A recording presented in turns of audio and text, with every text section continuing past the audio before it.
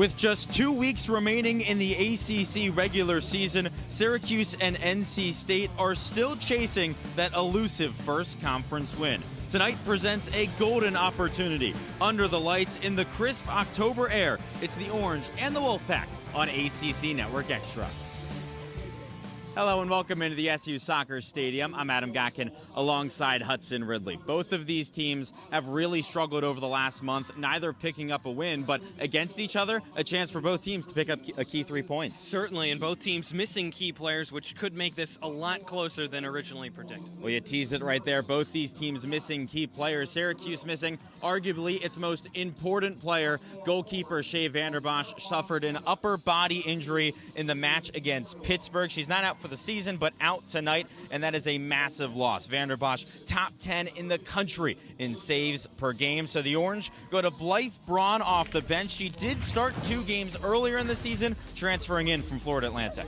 2 games earlier in the season, like you mentioned, but also some games last year at Florida Atlantic. This is her 3rd destination. She's an experienced keeper, Adam, and that's what you want out of your backup. When you look at the minutes Shea Vanderbosch played last year without missing one, you want a good backup when she goes down. This was the case. NC State also has an experienced goalkeeper, and that is Olivia Protopis. She faced a career-high 30 shots last time out and looked pretty solid. Making 9 saves, too, in that, which was also a career high. And Coach Santoro of NC State said he feels bad for her because the back line has really let her down this season. Coach Santoro approached this as a matchup of 2 good goalies when we thought Vanderbosch would still play, but without the back line help.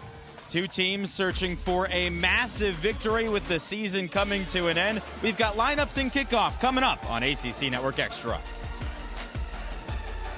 Peters out.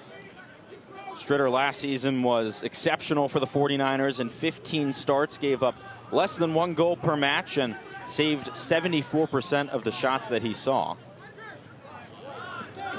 It's one of those returning back line, so solid. Top 10 defense in the country was the 49ers last season. Already looking solid as ever. They didn't even allow a shot on target against Davidson last time out. Gabe Threadgold, the Washington transfer, plays the 1-2. Now Aqua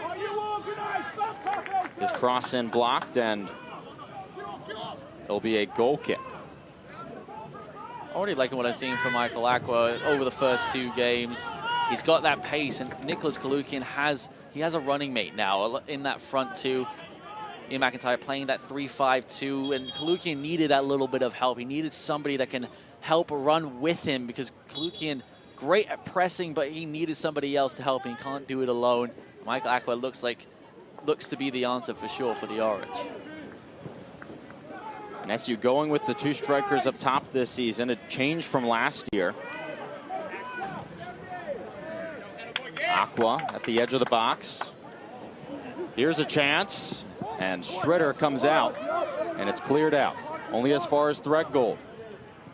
A cross in on the ground and back here, and it's in the back of the net. Unbelievable from Nicholas Kalukian.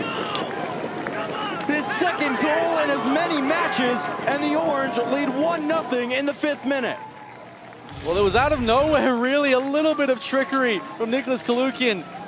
Michael Aqua received the ball here, played it into Ezra Widman. It looks as if the chance petered out because the 49ers cleared their lines, but all of a sudden the ball was back into the box. Gabe Threadgold did ever so well, and Nicholas Kalukian, the slightest touch, with a little back heel on the spin. Oh, that's just unbelievable. I mean, it was absolutely lovely from Nicholas Kalukian. Oh.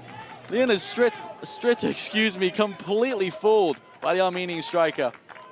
And so in just the 5th minute, 1-0 Syracuse, and Charlotte restarts. But that's just beautiful from Nick Kalukian. The back heel, you saw a celebration, just the palms up saying, hey, I mean, I guess I can do that. I mean, that's a player who's playing with confidence, and that's something that he was missing for most of last season. It's something that strikers go through. When you're not scoring, you lose that confidence. And now he's got 2 goals in 2 games to start the season, already nearly at half of his total of last season. Man, what a start for him. Charlotte gives the ball away. Sakil Ming with the throw-in. Ming, one of the freshmen on this Syracuse team, one of 13 freshmen.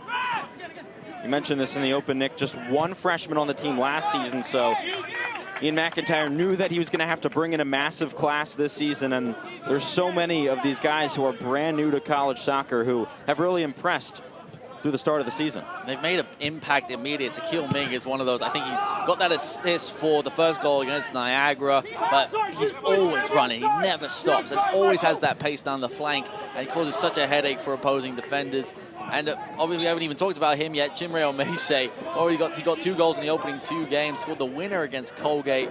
I mean, this is a team that's full of talent and energy. Coach McIntyre made sure to emphasize to us to remember that this is the first match that these freshmen have ever played after having classes. This is the first week of classes at Syracuse, so this is the first time that they've had to get ready for a match while taking classes, which is a different monster than just the preseason and the first couple matches. And for any student, this has been a tough week. Even for the Charlotte boys, I mean, they've had to travel. This is obviously It's a picture-perfect night for soccer here between Syracuse and Canisius. Let's waste no time and get straight in to the starting lineups. First, for the Syracuse Orange, just one change from the last match, and that's the freshman, Christian Fortier, getting his first start. Yeah, exciting night for Fortier, going out there for the first time in his freshman season, and certainly looking to contribute early on for a side that's looking for a little bit of momentum in that midfield right now, Adam. Canisius, on the other hand, with a couple of changes, but one of the guys who has stayed in the lineup on the left wing is Mason Petrucci. Petrucci, ultra productive his last time out. How about highlighting 2 Canadian guys, 2 Toronto area natives? Petrucci, 3 points his last time out. So looking to continue to build on that and provide some momentum for this Canisius team. We're just a few hours away from the Canadian border. There are Canadians all over both rosters. Canisius has Jack Petrie in goal. He was the starter for most of last season, did not get the job this year, but after an injury to the starter Alejandro Alinas, he ended up getting the starting job moving forward. Well, he stepped in really nicely, Adam. They love the way that he's played so far. A guy who can play athletically, moves well. He's got a big frame, 6'1", 170, and trying to just really earn that job as he goes forward here. Tomas Hutt gets the start once again for Syracuse. He was on the roster last year, but did not see any time. And he's been pretty solid so far, giving up just 1 goal per match.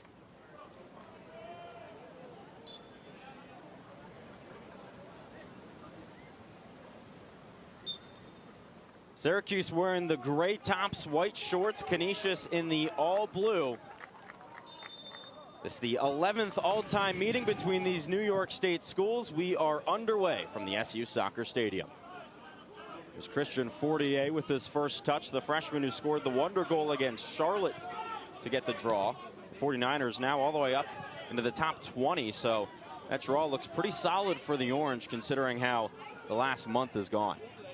Well, Mark Tankey's side, Adam, wants to play aggressively. That's the style that they play in. He said coming into this game, they don't really adapt that style as much as they just try to play to their capacity against Syracuse. If they have to adjust and play back, they're going to do that. But the goal is still to score goals. They want to be offensive and on the front foot. There's Eli Sidibe taken to the ground and a free kick. Sidibe, a Syracuse native, went to Nottingham High School just a few minutes down the road. Same high school that Syracuse women's basketball coach Felicia Leggett-Jack graduated from. Yeah, Sidibe uses that speed really well. You see him do it to draw the foul there in the midfield, and he gets a little bit of early chance at momentum for this Golden Griffins team. Alberto Reyes standing over it, along with Michael Svitala. Svitala takes it towards the back post, and it's headed out. Gabe Threngold will take it himself all the way towards the sideline. Here's Nick Kalukian, his first touch of the match, the striker for the Orange, who has 2 goals already this season. Switch of the pitch, here's Nathan Scott, the UC Riverside transfer. Well, Kalukian knows that he's got to continue to be really the #1 guy when it comes to scoring if this team's going to figure out its offensive issues, Adam. You know that he wants better of himself. Last year, he kind of came in and starred in a lot of roles offensively, but he's trying to expand that, become more of a leader as an upperclassman. Kalukian started all 21 matches last season for the Orange, scored 6 goals, had 3 assists so far this season, 2 goals and no assists. That Ball all the way back to Sam Layden, the grad transfer from Australia, the only player not named Tomas Hutt in net who has played all 90 minutes in every single match so far this season for the Orange. Layden has brought the much-needed experience to this Syracuse team. Leibold sends it in. This is dangerous, and it's a goal for the Orange! Gabe Threadgold, his second of the season, and less than 3 minutes in, it's Syracuse 1, Canisius 0. It's exactly what you want to do for Syracuse, Adam. Get Canisius on their back heel early. Take another look at it right here. It's a great ball played to the far side of the field. And that's a poor effort in the box.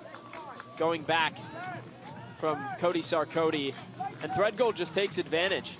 Seizes the moment and puts it in the back of the net. A mishit from Cody Sarkodie. That's a good job from Threadgold, too, to get it past the keeper, Petrie. And you just know how important this is for the Orange with how much the offense has struggled lately. To get a goal early on after the last match against Virginia Tech, Ian McIntyre really stressed how one goal can change everything in a game. And for Syracuse, they get the first one tonight. Well, of course, it's shades of their start against Boston College, Adam, where they scored in the first minute and, of course, ended up conceding to tie that match. Sidibe in the box. Sidibe has a chance, but Layden going back made a nice play, and Tomas Hutt collects it. Yeah, that's a good challenge from Syracuse in the box. They have to get on Sidibe's foot. He's playing with great energy here early on. They need to shut him down. He's going to utilize that speed well. That's really the key facet of his game, and Canisius, wanting to be that offensive team like we talked about, is going to utilize him, trying to get him into some open space early on. Layden up to Nathan Scott. There's Chimere Omese, the talented freshman from Canada who appeared for the Canadian Youth National Team in the U17 FIFA World Cup as well as the U17 CONCACAF Championships. Scott sends it forward. Kalukian chasing after it, but it's into the body of Petrie. Well, it's really a failure from Canisius game plan-wise early on here because they're staying super compact in the midfield, and the goal of that is to have so many players bunched up in that area that if a ball comes into the box, you have guys to deal with it if it gets through. And, of course, in that situation, nobody there. Threadgold takes advantage. So the whole ideal of staying compact kind of fails for you early on, and now you're chasing this game early, not where you want to be for the Golden Griffins. For Syracuse, yes, up 1-0 now, but how important is it to pile on here and score not just one goal in a match like this with how the offense has been playing recently? Well, you go back to that BC game, right? You saw what happens when you don't do that. The Boston College goal came in the middle of that first half, and no offensive gas after that. In that second half, it was really a dead performance from this Syracuse side, so you want to make sure that you can continue to pressure a team that's going to be fighting hard, a team that obviously Mark Tankey is coached to the point where they're not going to give up just because they're down a goal. They're going to continue to press you offensively. This has been a solid start to the season for Mark Tankey's Canisius side. Already 2 wins. That matches the win total from last year. A third would be the most since he took over 3 seasons ago.